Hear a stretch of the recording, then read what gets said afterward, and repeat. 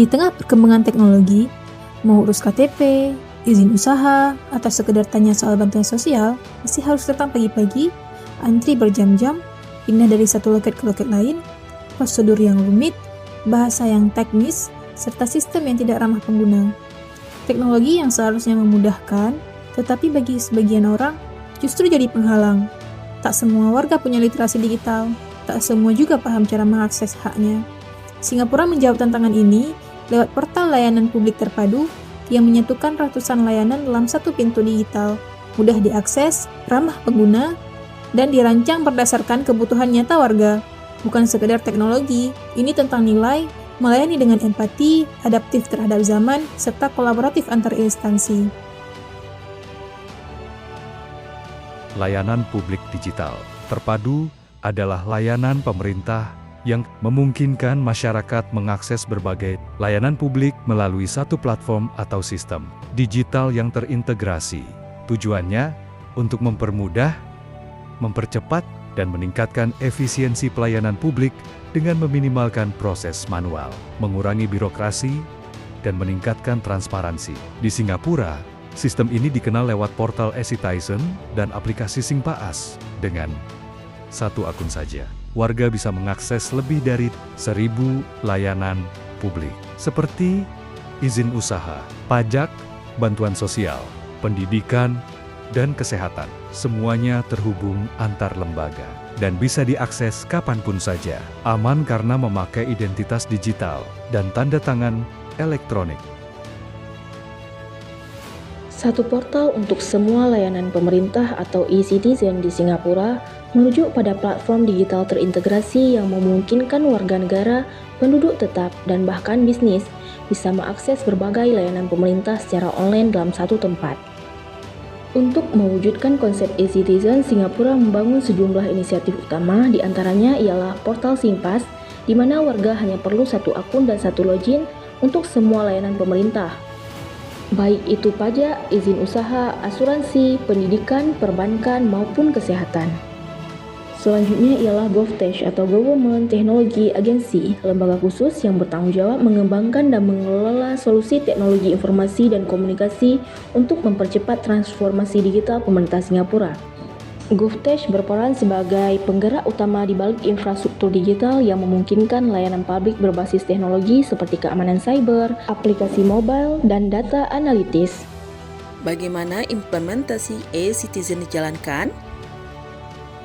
Singapura menerapkan eCitizen melalui pendekatan sistematis dan kolaboratif dengan langkah-langkah berikut. 1. Integrasi data nasional.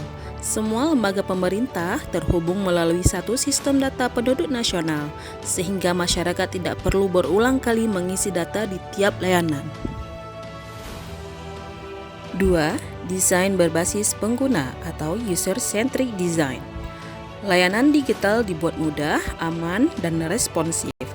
Portal dan aplikasi pemerintah memiliki antarmuka sederhana agar semua kalangan bisa menggunakannya. 3. Keamanan dan privasi data. Singapura memiliki sistem two-factor authentication dan regulasi ketat dalam perlindungan data pribadi untuk menjaga kepercayaan publik. 4. Kolaborasi pemerintah, swasta, dan masyarakat.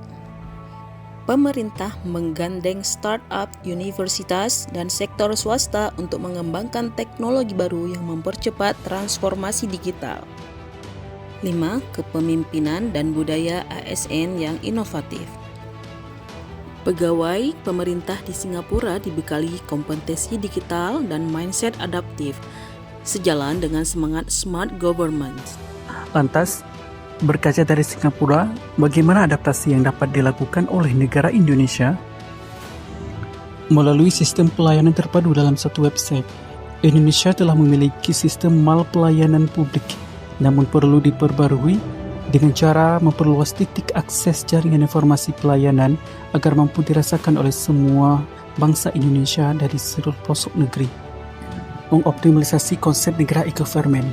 Sebagai langkah awal, Indonesia bisa memaksimalkan cyber polusi terhadap peretas layanan dan menyediakan portal layanan yang mudah diakses oleh masyarakat Indonesia tanpa ribet dan alur yang panjang. Yang terakhir adalah mewujudkan e-participation atau ruang saran dan kritik sebagai feedback kepada pemerintah untuk mengevaluasi kualitas pelayanan agar pelayanan terus di-upgrade untuk kepentingan publik. Adaptasi transformasi digital di Indonesia masih banyak menghadapi sejumlah tantangan. Dapat diuraikan yaitu menjadi manusia, prosedur yang berbelit, sistem fragmentasi data, dan infrastruktur. Dari tantangan yang pertama yaitu segi sumber daya manusia. Sebagian sumber daya manusia di Indonesia masih belum terbiasa dengan transformasi digital dan big data. Begitu juga dengan masih kuatnya budaya kerja manual dan birokrasi tradisional yang memperlambat adopsi sistem digital. Sementara di Singapura sudah mengadaptasi sistem digital yang lebih baik. Tantangan yang kedua yaitu prosedur berbelit. Masih banyak layanan yang membutuhkan tatap muka maupun dokumen fisik di Indonesia dan regulasi yang tidak sinkron antara pusat dan daerah yang saling tumpang tindih. Lain halnya dengan Singapura yang telah melakukan sinkronisasi. Dari segi tantangan yang ketiga yaitu sistem fragmentasi data. Banyak instansi di Indonesia yang pemerintah menggunakan platform dan basis data yang berbeda-beda sehingga tidak saling terhubung. Contohnya, data kependudukan, kesehatan, pajak, dan pendidikan sering tidak sinkron. Akibatnya masyarakat sering harus mengisi ulang data di berbagai layanan KTP, BPJS, SIM. Sedangkan di Singapura, teknologi sudah lebih canggih sehingga mempermudah masyarakatnya. Transformasi pelayanan publik bukan hanya soal digitalisasi, tapi bagaimana teknologi dipakai untuk menyederhanakan akses, memperkuat empati, dan menghadirkan negara yang benar-benar melayani. Teknologi yang baik bukan sekedar cepat, tapi harus inklusif, mampu dijangkau semua lapisan masyarakat, termasuk mereka yang belum terbiasa dengan dunia digital. Sistem yang terintegrasi, bahasa yang sederhana, dan navigasi yang ramah pengguna adalah wujud nyata dari pelayanan yang adaptif dan melayani.